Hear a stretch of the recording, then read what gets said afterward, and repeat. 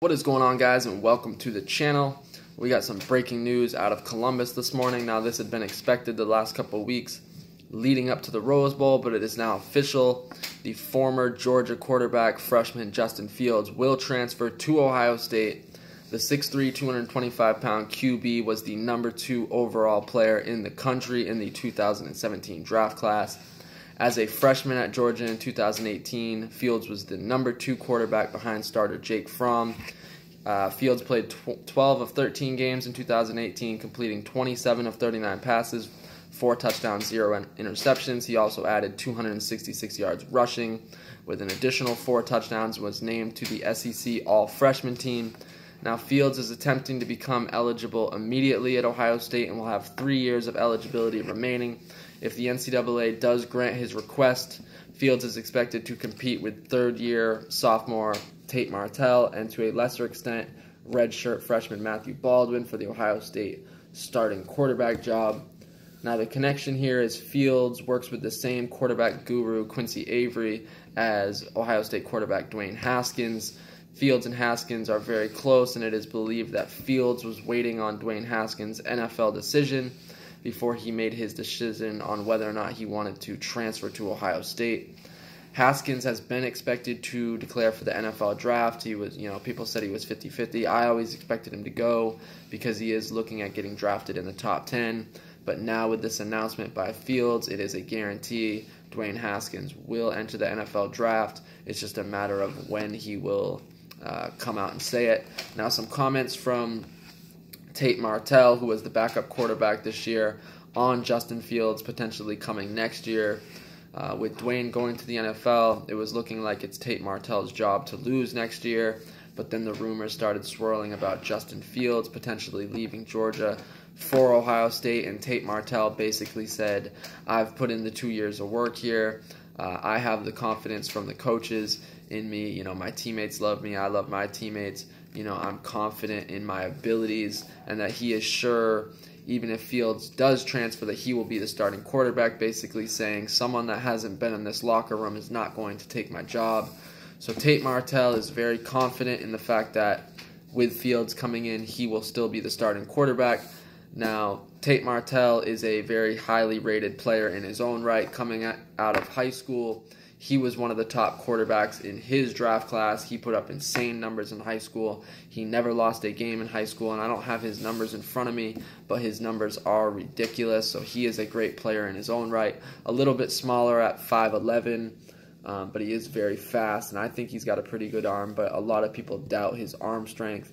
Not sure he can make all the throws and lead Ohio State to a national championship. But I think everyone is sold on the fact that Justin Fields has all the talent to take Ohio State where they want to go. He's really compared to like a Deshaun Watson. So the talent is insane for Justin Fields.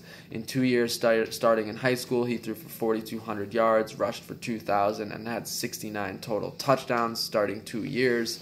So this is going to be a very interesting quarterback battle between Tate and Justin Fields. I'm not going to doubt Tate, but I do expect if the NCAA does grant his eligibility, that Fields will win the job in the end. We will see. I don't expect Tate Martell to transfer, but I wouldn't rule it out either. So in some other news for Ohio State on the day, there's been a lot of news this morning. Jordan Fuller, Ohio State safety, will return for his senior year, so that's great news for Ohio State. They're going to have their entire starting secondary returning next year. Jordan Fuller is trying to improve his 2020 NFL draft stock. He obviously didn't like the report he got back from the NFL that said probably he would go in the mid-rounds. So he thinks he comes back for another year. He's looking to go first or second round. Ohio State secondary is going to be really good next year with Fuller and Brendan White at safety and Jeffrey Okudah and Sean Wade at corner. So I'm really looking forward to 2019. The Ohio State defense did not live up to expectations this year, but I really think next year, with all the talent coming back and the guys they got coming in, Ohio State's defense will be back to the silver bullet defense that Ohio State has always prided themselves on. The D-line will be loaded in 2019 with the addition of 5-star freshman Zach Harrison. He was expected to go to Michigan at one point, but then Urban announced his retirement, and Ryan Day pulled it out, got Zach Harrison to join Ohio State. He will join Chase Young, Tyreek Smith, Davon Hamilton, Robert Landers, Jonathan Cooper, and Tyron Vincent on the D-line. So that defensive line, like usual at Ohio State, is just stupid loaded for 2019. The linebackers are really the one spot of concern for Ohio State. Malik Harrison did announce he's going to return for next year, so that helps. And then it will be Tuf Borland, Pete Warner, and Baron Browning, just like this year. So the linebackers, the one spot you worry about a little bit, but I think the Ohio State defense next year is going to be very, very good. One of the biggest questions is, will Ryan Day keep Greg Schiano? We're not sure about that. Greg Schiano's defense definitely did not perform up to standards this year, but I know Greg Schiano and Ryan Day are cool. They are close. When Urban was suspended, Greg Schiano really helped Ryan Day through the process of being the interim coach for those 3 games. So I don't know what their relationship is, but we will see if Greg Schiano does return. He will have to have a much better showing out of his defense next year. He's got all the talent, so it's really just adjusting his schemes. Another move Ryan Day made, really his first move as far as coaches, is he will bring in Oklahoma State's coordinator Mike Yurich to be the new quarterbacks coach / co-offensive coordinator with Kevin Wilson. Kevin Wilson is expected to stay at Ohio State and be the offensive coordinator with Mike Yurich. I like Kevin Wilson, so I think that's a good move. And this Mike Yurich guy, I haven't watched a lot of Oklahoma State games. I know they have had a great offense for years. So 6 years at Oklahoma State resulted in 10 wins under Mike Yurich as the offensive coordinator. They went 52-24 overall. He was nominated for the Broyles Award in 2016 and 2017, given to the nation's top assistant.